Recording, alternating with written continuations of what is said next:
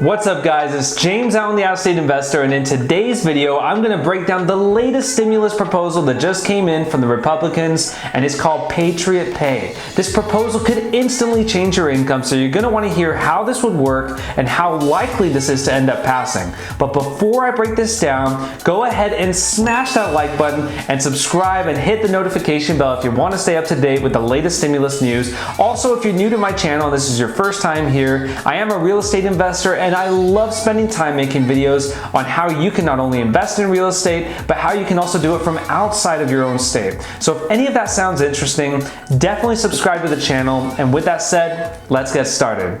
All right guys, so Senator Mitt Romney has just proposed a brand new plan called Patriot Pay. This is the first proposal that we've heard from Republicans since the Democrats have proposed multiple bills, including things like the Emergency Money for the People Act, the Rent and Mortgage Cancellation Act, and the ABC Act. Yeah, there's a lot of proposals out there right now, but this new proposal from Senator Romney is actually quite different from all of the Democratic proposals since it's more focused on people who are employed. So this proposal is focused specifically on essential employees that make less than $90,000 a year, and by essential employees, Mitt Romney mentions that includes people who are working in hospitals, food distributors and processors, and health manufacturers. But it's not just limited to those positions, and that Congress and the Department of Labor would be in charge of designating who exactly would qualify aside from those types of employees. Now let's break down exactly how this proposal would work. For any essential employees that are making less than $50,000 a year, this plan would offer a 75% refundable payroll tax credit for bonuses of up to $12 an hour.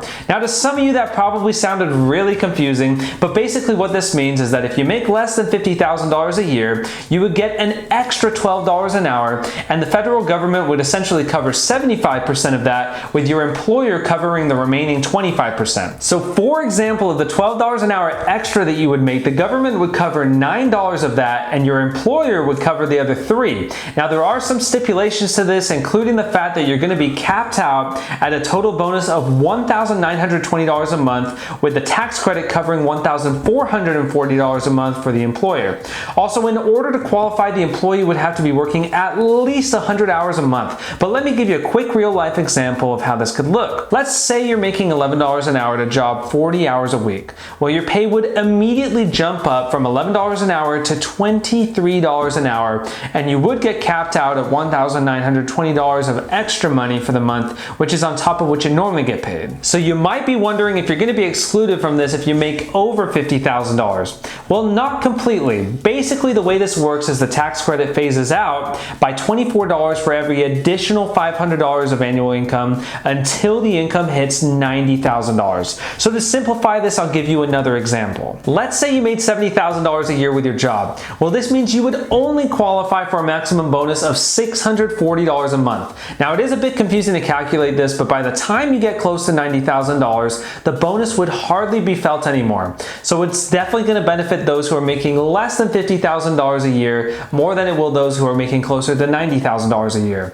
Also, with that said, the proposal would only be for the months of May, June, and July. So it's by no means a long-term solution, but it is something to help for at least the short term. Now, I'm assuming that this proposal would be in addition to one of the other proposals because this one leaves so many Americans without any financial assistance whatsoever. But we'll have to wait and hear more on this as it goes along, and if this is something that more members of Congress will get behind. I still think that if there's going to be another piece of legislation passed, it will have to be something that provides more money for the majority of Americans. Right now, the Emergency Money for the People Act seems to be getting the most traction at this point, which is that $2,000 a month stimulus bill, but we'll have to see how things play out now that the Senate is back to full sessions again, and you can be sure that I'll keep you guys up to date with any news that comes up, so definitely subscribe to stay up to date with the latest stimulus news. And if you felt today's video provided some value, then go ahead and smash that like button and let me know your thoughts and questions in the comments below. Lastly, follow me on Instagram at the Out of State Investor. Thanks again for watching,